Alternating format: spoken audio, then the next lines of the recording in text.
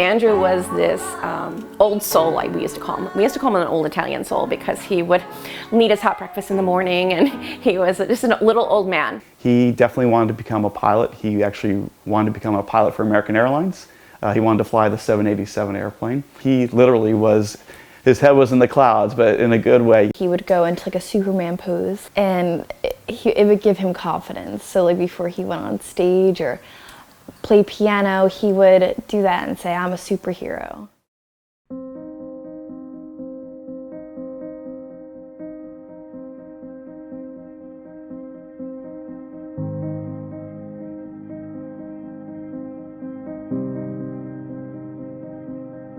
This one instance changes your life. From the moment I got that phone call at 1:54 p.m.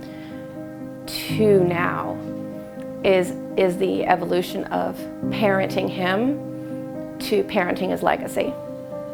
You sit there in the moments of shock and you say to yourself, how do we go forward? And John and Elisa are always there leading the charge, keeping everybody focused, keeping everybody positive, and everyone just coalesces around them. There is just this light about them, this grace, this strength that is there.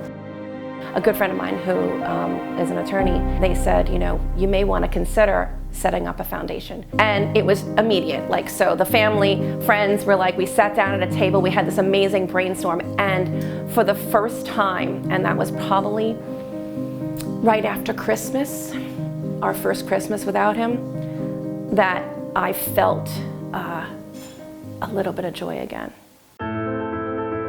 The only way that she feels Andrew's, not just his memory, but his light and his love is going to go forward is if she does that. So she has still involved in the school district, being involved with Mothers Against Drunk Driving now, and any sort of legislative changes that might stop just one other family from having to live this horror. I hope that the Andrew McMorris Foundation can spread the message that drunk driving is not okay and it's a completely avoidable situation. Some of the shocking details that come out as we started working with Matt was that there is one death to a drunk driver every 48 minutes. And that awareness is at the core to making a change. We spoke to the DA and they informed us about this program called Choices and the Consequences, where they show you real life drunk driving crashes and bring you real life stories of people on Long Island and show you how this affected their lives. When you bring something forward, a lot of times whoever brings it forward has to roll up their sleeves too a little bit, right? And they never shied away from rolling up their sleeves, whether it's Ariana growing the SAD program, or the Wildcats helping Art and Music, the Booster Club, the wonderful Andrew McMorris Foundation, which just brand new was able to deliver some amazing scholarships with students last year at graduation. Andrew loved hiking and he loved being with the Boy Scouts. He loved being in the outdoors. And that Finish the Hike day was therapeutic for us. It was so nice to look behind me and see a sea of red and see how many supporters we had and just feel like I'm not alone. That was a great way to take that day of September 30th, which was the worst day of our lives, and turn it into something good. I really enjoyed being around him. He was a nice person. Whenever I was around him, I knew he was always going to make Eagle because how much he put into it, how many merit badges he was focused on. Seeing firsthand his excitement and his enthusiasm and positive attitude, and you know, was the perfect scout.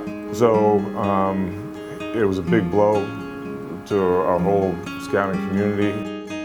Plans were being drawn to build the cabin when the accident occurred. And everybody involved just seemed to think that without talking to each other, everybody had the same idea that it would be a perfect time to honor Andrew and his memory and to keep his memory alive. But to have a building that's going to be able to enrich these scouts for decades to come, to have programs there, to gather there, to learn things, to grow there, and to do that along with keeping Andrew's scouting spirit alive, it's really cool. They've stayed involved in scouting and involved in the troop and involved with all the boys that they were working with in Troop 161. They never gave up on the troop. They never stopped. And their concern from day one was always every other boy in that troop. The biggest thing that really struck me was when we saw Mr. McMorris the weekend after. And he's always been a leader that was there for us, all smiles and all happy. And the first thing that he ever said to me when I saw him after everything is, "You guys are my boys now. I'm going to be here for you. I'm going to see all of you move on to Eagle. You guys are my boys now." That really just embodies who he is as a person. Their positivity to try to do good things, you know, brought us all along, and it really does help you to heal. How can you pick better role models when they've suffered such tragedy? We wouldn't be standing if it wasn't for our community. I've said it before that they've picked up those pieces and held them together when we couldn't hold them together. It makes you feel so good that people truly care about one another, that there really is good in the world, and to see that is amazing. And people have done so much for us, we just want to give it right back to them. They've given us so much love, we want to give it right back to them. You don't need to be a superhero to save someone's life, just take the keys. Please make a promise to never drink and drive, call a cab, call a friend, save a life, start a trend.